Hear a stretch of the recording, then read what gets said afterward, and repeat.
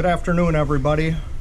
I'm Major Mitchell Luco, the SHARP Victims Advocate for the 452 Combat Support Hospital. We're doing July 2020 SHARP stand-down training. The training this month is gonna be 4 parts. It's gonna be this video we're gonna do right now, very short video. It's gonna be a slide presentation, slideshow. That's part of annual refresher training for SHARP. There's going to be an algorithm that you can look at. And then the last part is going to be a YouTube video for SHARP that's in the public domain. That's a really, really powerful video. As a matter of fact, the actor that works in this YouTube video for the Army, he might even be in the Army, should get an Academy Award for what a good job he does on this video. So that will be the 4th facet to the training. So there should really be 3 takeaways from this training today that I think is the most important. Identify your victim's advocate. We've done that. That's Major Mitchell Luco putting together the video here. And my contact information will be on this video along with the DoD SafeLine phone number. If anybody does actually get assaulted, that phone number is available for you.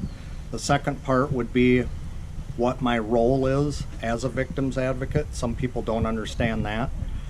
My role is actually a non-clinical advocate for the potential victim or victim.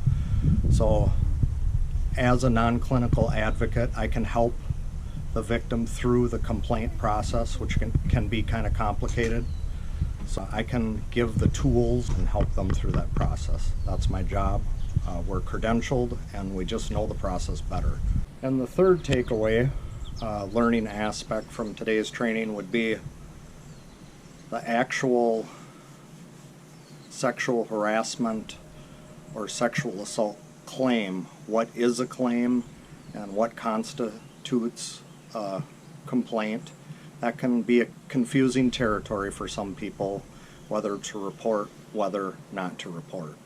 So the complaints are divided into 2 areas. That's the easiest way to look at it: sexual harassment and sexual assault.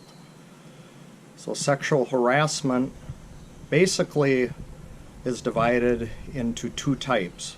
Quid pro quo is harassment that is an exchange. It's an exchange for favorable consequences to somebody's career, and then sexual favors.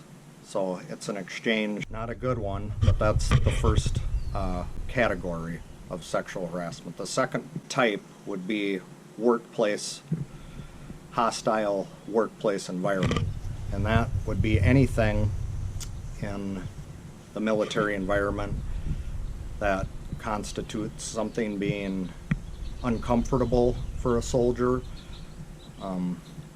lewd comments, anything of that nature that's a sexual nature that offends somebody. It's just makes for a work environment that isn't pleasant. Them would be the 2 types, and sexual harassment is divided into formal complaints and informal complaints. Formal complaints require a reprisal plan. They also require formal documentation. And a formal complaint is filed in writing, and it must be filed within 60 days of when the incident happens.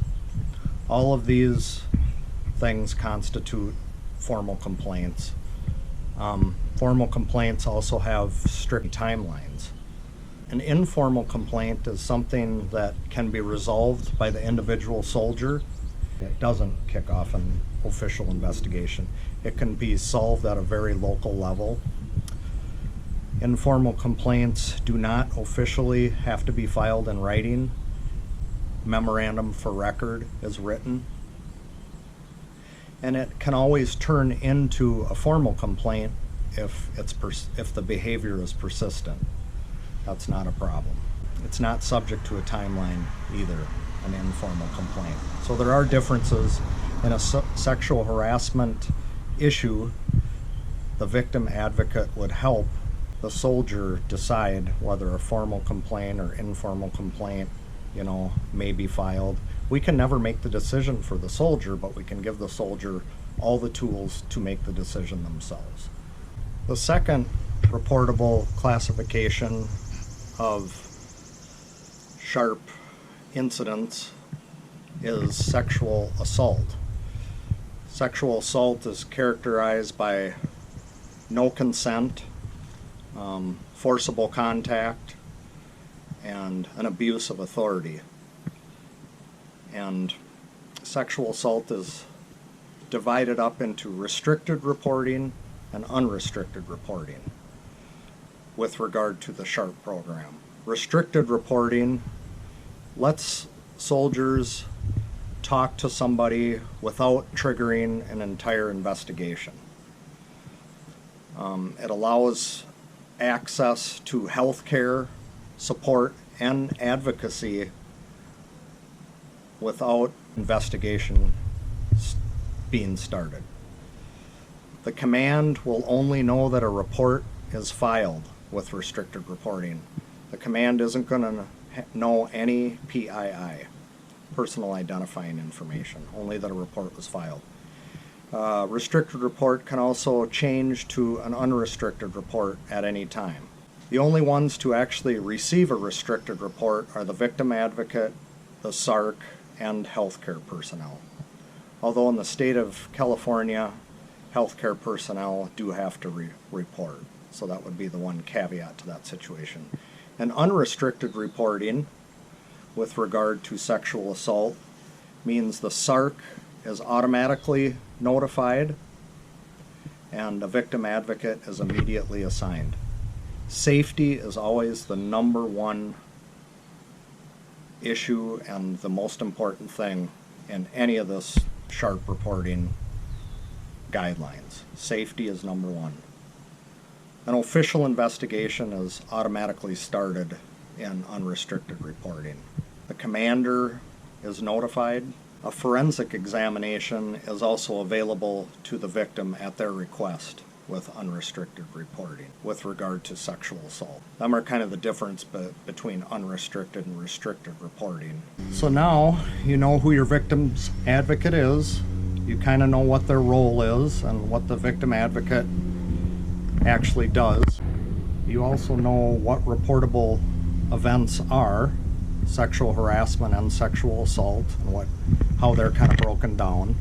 At this time, I would like you to look at the slideshow.